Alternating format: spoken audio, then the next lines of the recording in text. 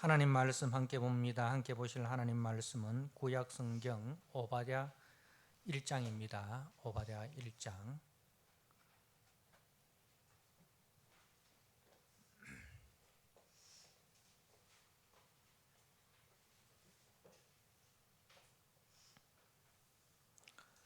주신 말씀을 제가 봉독드립니다. 오바댜 1장 1절입니다. 오바댜의 묵시라. 주 여호와께서 에돔에 대하여 이와 같이 말씀하시니라. 우리가 여호와께로 말미암아 소식을 들었나니 곧 사자가 나라들 가운데에 보내심을 받고 이르기를 너희는 일어날지어다. 우리가 일어나서 그와 싸우자 하는 것이니라. 보라, 내가 너를 나라들 가운데에 매우 작게 하였으므로 네가 크게 멸시를 받느니라. 너의 마음의 교만이 너를 속였도다. 바위 틈에 거주하며 높은 곳에 사는 자여, 네가 마음에 이르기를 누가 능히 나를 땅에 끌어내리겠느냐 하니 네가 독수리처럼 높이 오르며 별 사이에 깃들일지라도 내가 거기에서 너를 끌어내리라. 여호와의 말씀이니라. 혹시 도둑이 네게 이르렀으며 강도가 밤중에 네게 이르렀을지라도 만족할 만큼 훔치면 그치지 아니하겠느냐? 혹시 포도를 따는 자가 네게 이르렀을지라도 그것을 얼마쯤 남기지 아니하겠느냐? 네가 어찌 그리 망하였는고? 에서가 어찌 그리 수탈되었으며 그 감춘 보물이 어찌 그리 빼앗겼는고? 너와 약조한 모든 자들이 다 너를 쫓아 변경에 이르게 하며 너와 화목하던 자들이 너를 속여 이기며 네 먹을 것을 먹는 자들이 네 아래에 함정을 파니 네 마음에 지각이 없음이로다. 여호와의 말씀이니라. 그날에 내가 에돔에서 지혜 있는 자를 멸하며 에서의 산에서 지각 있는 자를 멸하지 아니하겠느냐? 드마나 네 용사들이 놀랄 것이라. 이로 말미암아 에서의 산에 있는 사람은 다 죽임을 당하여 멸절되리라. 네가 네 형제 야곱에게 행한 포악으로 말미암아 부끄러움을 당하고 영원히 멸절되리라. 네가 멀리 있었던 날 곧 이방인이 그의 재물을 빼앗아가며 외국인이 그의 성문에 들어가서 예루살렘을 얻기 위하여 제비 뽑던 날에 너도 그들 중 한 사람 같았느니라.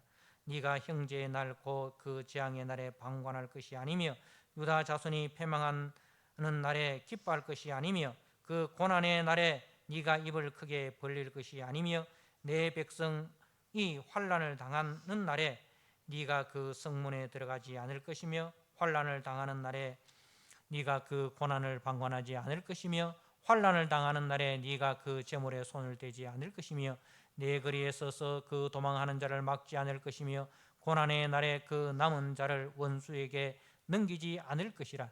여호와께서 만국을 벌할 날이 가까웠나니 네가 행한 대로 너도 받을 것인즉 네가 행한 것이 네 머리로 돌아갈 것이라.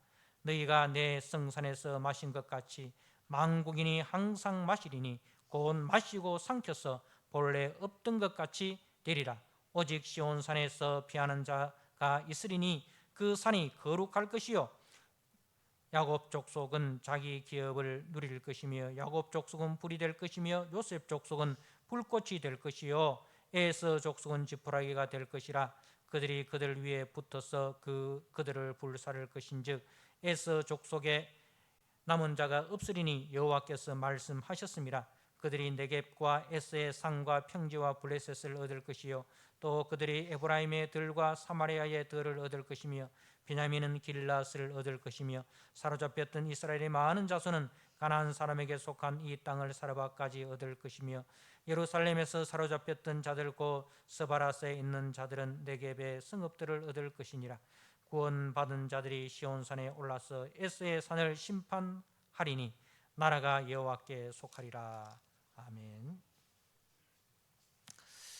우리가 오바댜 말씀을 이제 매일 성경을 통해서 묵상을 하였습니다. 두 차례에 나누어서 말씀을 묵상하였는데요. 이 오바댜는 여호와의 종, 여호와를 경배하는 자라는 이름의 뜻을 가지고 있습니다. 이 오바댜라는 이름을 우리가 또 지난 시간에 그죠? 열왕기 말씀을 통해서 그 오바댜라는 충성된 믿음의 사람을 보았습니다. 그죠? 아합의 궁에 그 국내 대신으로 있었던 이 오바댜, 그 아합과 이세벨의 그 참 그 스슬퍼런 그러한 시대에도 이제 하나님의 선지자 100명을 둘씩 나누어서 동굴에 숨겨서 먹을 것과 마실 것을 공급하여 보살폈던 그 충성된, 그야말로 그 이름에 합당한 여호와의 종이요 여호와를 경배하는 자를 보았습니다. 이 오바댜는 그 오바댜와는 다른 오바댜입니다. 오늘 이 오바댜서의 내용은 이제 그 에돔에 대한 심판입니다. 에돔에 대한 심판. 에돔은 누구냐 하면 에서의 후손입니다. 에서는 이제 이삭의 아들이죠. 그죠? 이삭의 아들이고 야곱의 상둥이 형입니다. 그죠? 그래서 이 에서의 후손들이 에돔인데 지금 이제 보면 어디냐면 요르단인데 요르단은 이제 요단강을 사이에 두고 이스라엘과 마주보는 나라입니다. 그래서 그 요단 동편 땅인데 그 에돔이 제일 남쪽이고 그리고 그 에돔 위에 이제 그 아브라함의 조카 그 롯의 자손들인 모압과 암몬이 이제 있습니다. 그래서 지금은 요르단이라는 나라인데 그 수도가 요르단의 수도가 어딘지 아세요? 암만이죠. 암만의 뜻이 암몬입니다. 암몬. 그래서 아직도 그 옛날 그 이름의 흔적을 가지고 있죠. 그래서 이제 이 에돔은 제가 이스라엘 그 상계국 탐방을 할 때 다녀왔던 곳인데 거기가 이제 그 요르단의 남쪽 지역입니다. 남쪽 지역인데 거기에 주요 도시가 이제 그 바이산으로 되어 있는 이제 그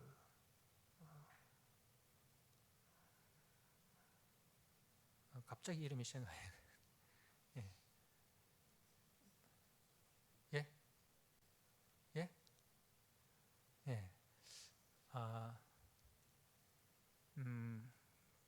바이산으로 되어 있는데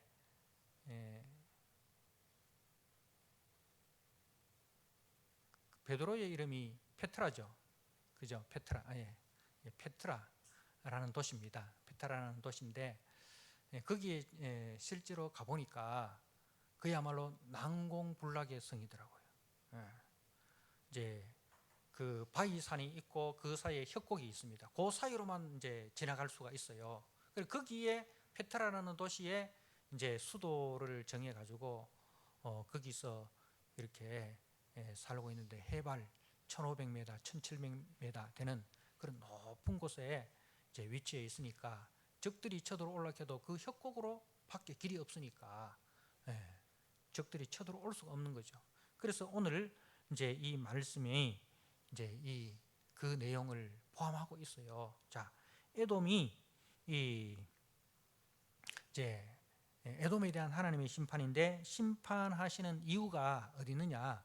바로 에서의 그 동생인 야곱 족속, 그죠? 이스라엘에 행한 둘이 결국 근원으로 올라가면은 형제간이잖아요, 그죠? 에돔은 에서가 조상이고 이제 이스라엘은 야곱이 조상이니까 둘 다 아브람 할아버지 아브람 아버지 이삭, 그죠? 그 형제 에서와 야곱. 그러니까 같은 근원에서 난 형제예요. 근데 그 형제에 대해서 어떻게 했냐? 형제가 전혀 없다 이거죠. 그야말로 남보다 못한 그런 형제가 되었다 이 말입니다. 누가? 이 에돔이. 그래서 에돔이 했던 그 악한 일들을 하나님이 다 보고 계셨습니다. 첫 번째로 우리가 민수기 20장에 보면 이스라엘 백성들이 애굽에서 이제 나와서 가나안 땅으로 들어갈 때 그 이제 이 에돔에서 무슨 길이 있냐면은 왕의 대로라는 길이 있습니다. 왕의 대로. 이 말은 왕의 대로는 이제 요즘 말로 하면 고속도로예요. 제일 이스라엘로 갈 수 있는 지름길이고, 그리고 안전한 길이고, 그래요. 그 길로 옛날에 이제 왕들이 이제 남쪽에 애굽이 힘이 있어가지고 북쪽으로 쳐들어갈 때 그 길로 갔고, 또 북쪽에 있는 아수르나 바벨론이 힘이 있어가지고 애굽을 쳐들어갈 때 그 길로 다닌 거예요. 그리고 이제 무역상들, 대상들이 그 길로 이렇게 다니는 그 왕의 대로라는 길인데, 그 길로 이제 이스라엘 백성들이 가려고 한 거예요. 그래서 이제 그 모세가 에돔 왕에게 사람을 보내, 사신을 보내 가지고 부탁을 합니다. 우리가 형제 나라가 아니냐? 우리가 400년 동안 애굽에서 종생을 하다가 이제 우리의 나라로 들어가려고 하니 형제인 이 에돔 왕께서 길을 좀 내어 주십시오. 우리가 그 길로 행할 때에 아무런 해도 끼치지 않겠습니다. 물이든 양식이든 무엇이든지 다 우리가 돈을 주고 사 먹겠습니다. 전혀 피해를 주지 않고 우리가 지나갈 테니 길만 좀 빌려주십시오. 정중하게 부탁을 드렸는데 에돔 왕이 단칼에 거절을 합니다. 만약에 너희들이 이 길로 지나간다면 내가 군사들을 데리고 가서 너희들을 다 쳐 죽일 것이다. 이렇게 한 거예요. 그래서 이제 하나님께서는 절대로 그 에돔, 모압, 암몬 가는 싸우지 마라. 그게 다 너희 형제들이 나라다. 어떤 일이 있더라도 그들과는 싸우지 말아라. 이렇게 했어요. 그래서 이제 그 에돔 족속들이 그렇게 매정하게 했음에도 불구하고 이제 모세는 다른 길로 이제 들어갑니다. 그 일로 인해서 백성들이 길로 인하여 많이 원망을 하죠. 그럼에도 불구하고 모세는 하나님의 말씀에 순종해서 이 암몬과 다투지 않고 다른 길로 이렇게 지나가는데 그 길을 빌려주지 않았던 거예요. 자, 그리고 이제 우리가 역대하 20장에 보면 이 에돔이 이 모압과 암몬과 연합해가지고 이스라엘을 침공하는 그런 일들을 합니다. 그러니까 직접 형제를 이제 쳐들어오는 그런 악행을 합니다. 그리고 세 번째로는 이제 뭐냐면은 바벨론에 의해서 유다가 멸망을 당하지 않습니까? 그죠?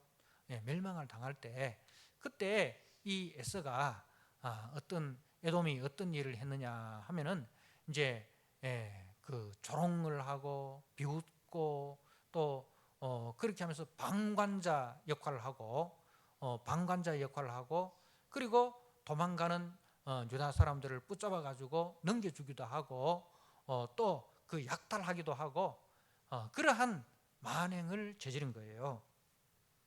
자, 이에 대해서 하나님께서는 다 보고 계십니다. 하나님께서 자기 백성들을 징계하시기 위하여 바벨론을 도구로 들어서 징계를 하시지만은, 그죠?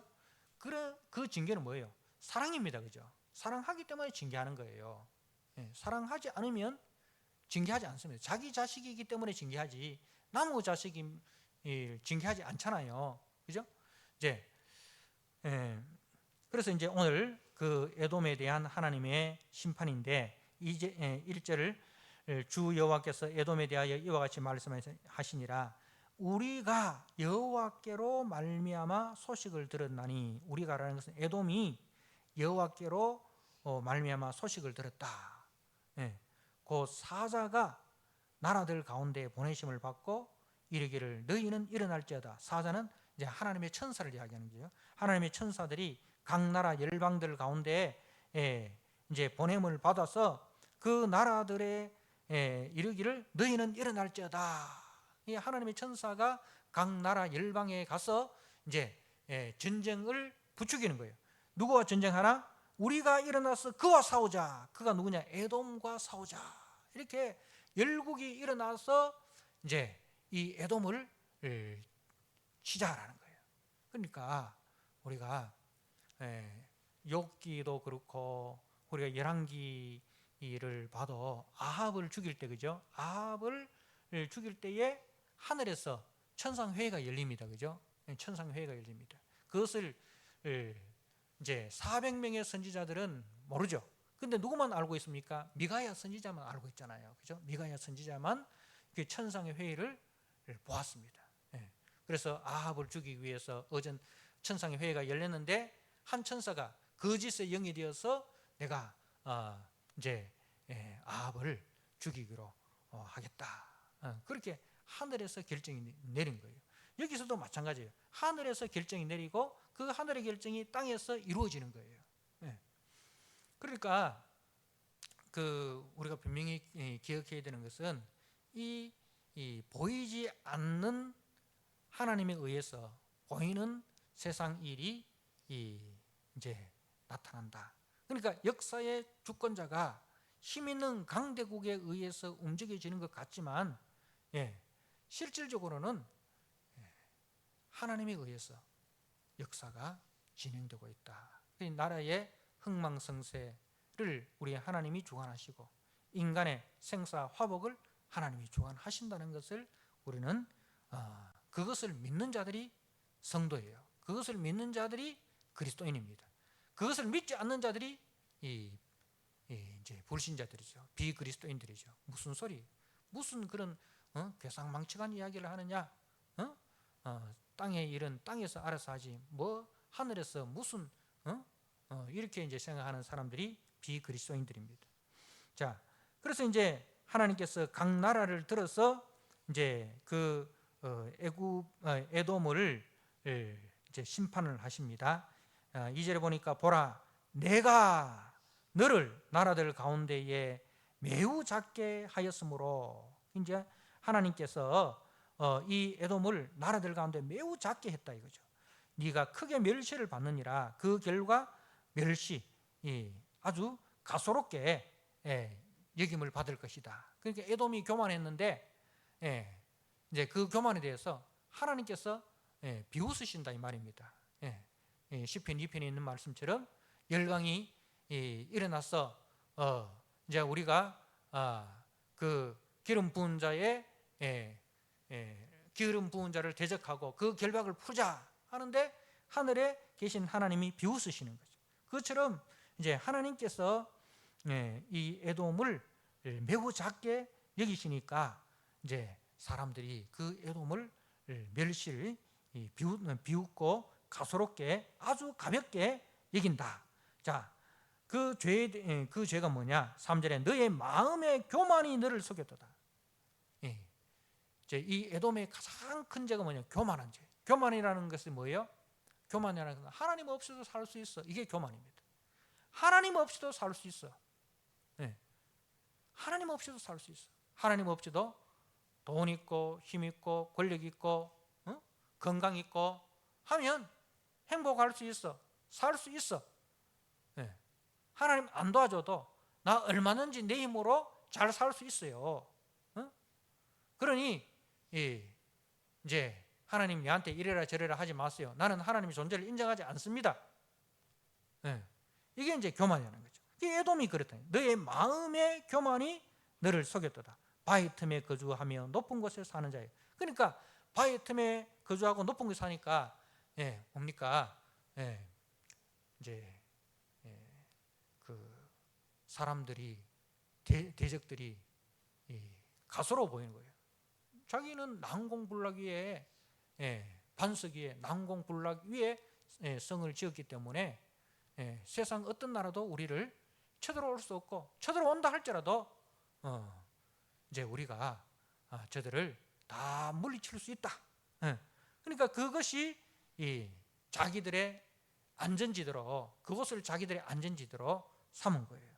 자, 그래서 네가 마음에 이르기를 누가 능히 나를 땅에서 끌어내리겠느냐, 땅에 끌어내리겠냐. 나는 이렇게 난공불락에 성했는데 누가 감히 나를 저 땅 밑으로 끌어내리겠느냐. 예? 이제 그런 하나님 없이도 나 얼마든지 내 힘으로 나는 승승장구할 수 있어. 이렇게 이제 그렇게 호언장담하는 거예요. 이게 바로 이제 뱀의 후손들, 사단에 속한 자들의 특징입니다. 자기의 힘을 믿고 교만하게 행하는 거예요. 자, 거기에 대해서 하나님께서 어떻게 말씀합니까? 네가 독수리처럼 높이 오르며 별 사이에 깃들일지라도 내가 거기에서 너를 끌어내리리라. 독수리처럼 별 사이에 깃들일지라도 내가 거기서 너를 끌어내리리라. 이제 사람이 할 수 없는 것을 하나님이 하신다는 겁니다. 사람이 내게 어찌하리요 할 때에 하나님이 내가 그렇게 하겠다. 그렇게 하십니다. 그래서 그 심판에 대해서 이제 아주 철저한 심판을 이야기합니다. 5절 이하의 말씀은 이제 철저한 심판입니다. 강도가 밤중에 들어왔는데 훔칠 만큼만 훔쳐서 가지 않습니까? 자기가 준비해온 보따리 안에 넣을 것만 넣어 가잖아요. 그죠? 아이고 와보니까 많네. 이래가지고 보따리 갖고는 안 되겠네. 1톤 트럭 불러야 되겠네. 해가지고 전화해가지고 1톤 트럭 오세요. 이래가지고 안 갖고 가잖아요. 자기가 준비해 간 만큼만 담아서 오잖아요. 그죠? 여러분 모르죠. 도둑질 안 해봤으니까. 도둑들은 그렇답니다. 자기가 준비해 간 그릇에 가득 채워서 나오지. 뭐 준비해 간 그릇이 작아가지고 뭐 트럭 부르고 뭐 이렇게 이삿짐 센터 불러가지고 그렇게 안 가져간답니다. 그런데 이제 하나님은 어떻게 심판하느냐? 하나도 남기지 않고 다 깡그리 다 하나님이 빼앗아 가버리겠다. 그죠? 하나님은 견적을 다 내시는 거죠. 저 집에는 뭐가 있기 때문에 어느 정도를 갖고 와야 되겠다. 하나님은 확실히 견적을 내가지고 들어가기 때문에 하나도 남기지 않고 에돔에게 있는 것 하나도 남기지 않고 다 깡그리 다 빼앗아 가겠다. 그래서 사람들이 이제 그걸 보고 6절에 에스가 어찌 그리 수탈되었으며 그 감추인 보물이 어찌 그리 빼앗겼는고. 감추인 보물을 아무데나 숨깁니까? 아무도 찾지 못하는 곳에 숨기지 않습니까? 그런데 아무리 깊숙이 숨겨놓은 곳이라 할지라도 하나님은 다 찾아서 다 빼앗아 가신다 이거죠. 하나님의 심판이 그만큼 철저하다는 것을 이야기를 합니다. 자, 그리고요 또 7절에 보면 너와 약조한 모든 자들이 다 너를 쫓아 변경에 이르게 하며 너와 화목하던 자들이 너를 속여 이기며 네 먹을 것을 먹는 자들이 네 아래에 함정을 파니 네 마음에 지각이 없음이로다. 무슨 이야기냐면은 동맹 웃기는 소리 하지 마라. 누가 동맹 맺었다고? 하나님 그 동맹 다 깨버리겠다 이거죠. 오히려 그 동맹 맺은 자들이 너의 적이 될 것이다. 너와 동맹 맺은 자들이 너의 적이 될 것이다. 그 말씀입니다. 자, 그래서 이제 9절에 보니까 그 드마는 에돔에 있는 북쪽의 도시인데 드마나 네 용사들이 놀랄 것이라.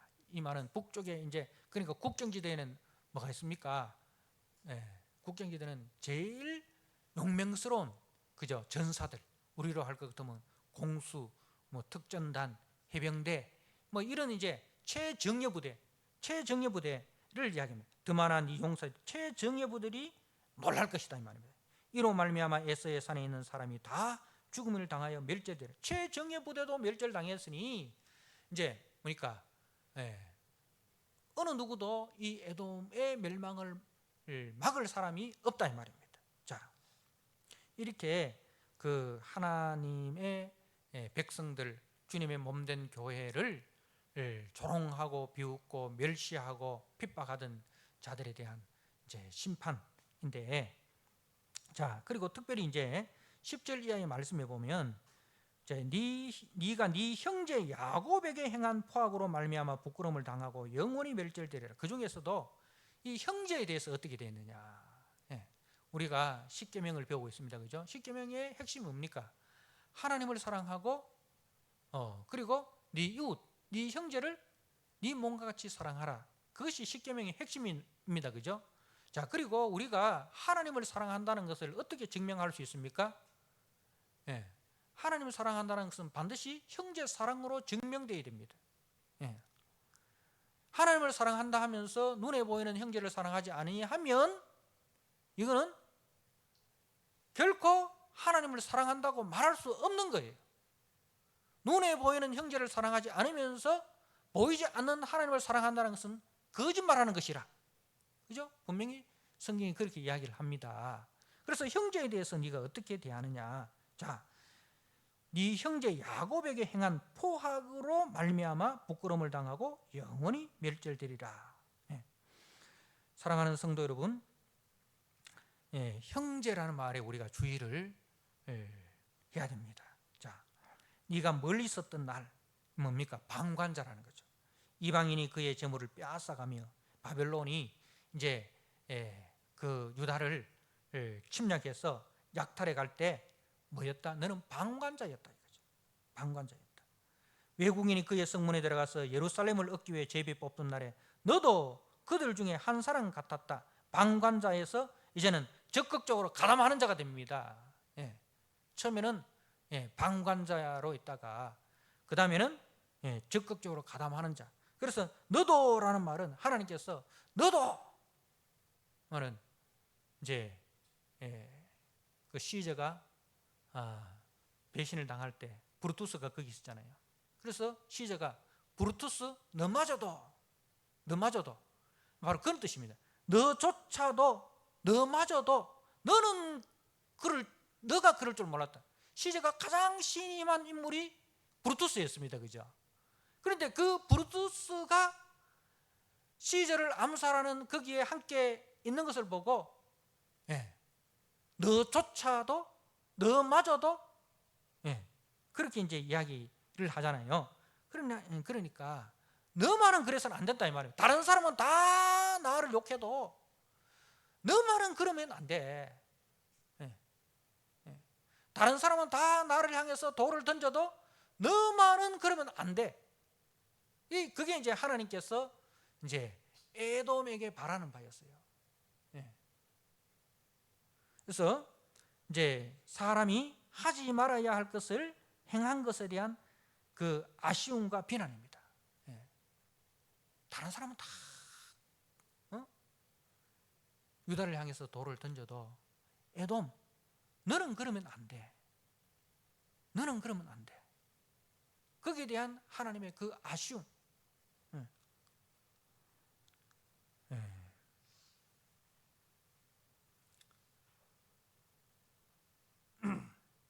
12절에 네가 형제의 날 곧 재앙의 날에 방관할 것이 아니며 유다 자손이 패망하는 날에 기뻐할 것이 아니며 그 고난의 날에 네가 입을 크게 벌릴 것이 아니며 입을 크게 벌린다는 건 조롱한다 이 말입니다.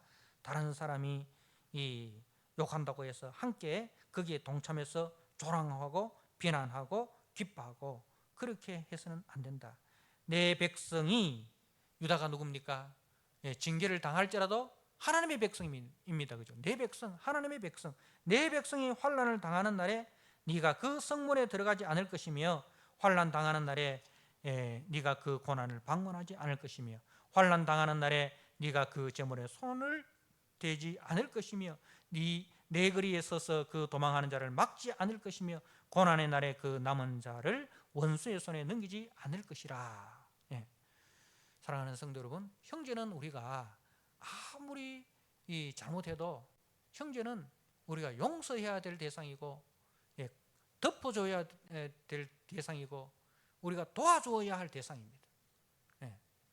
우리가 내 동생이 아무리 밉더라도 다른 사람한테 내 동생이 맞으면 어떻게 해야 됩니까? 동생이 아무리 밉더라도 동생을 보호해 줘야 되는 게 그게 형의 책임입니다. 하나님께서도 우리 교회 공동체에게 원하시는 게 그거예요.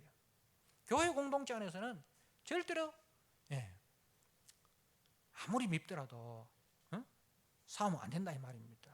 그러니까 하나님께서 그 가나안 일곱 족속을 칠하고 가나안 일곱 족속에 대한 죄에 대한 진멸을 할 때에도 이 형제인 그 에서의 후손인 에돔 족속, 그리고 롯의 후손들인 모압과 암몬 족속에 대해서는 절대로 전쟁하지 말아라, 그렇게 했어요.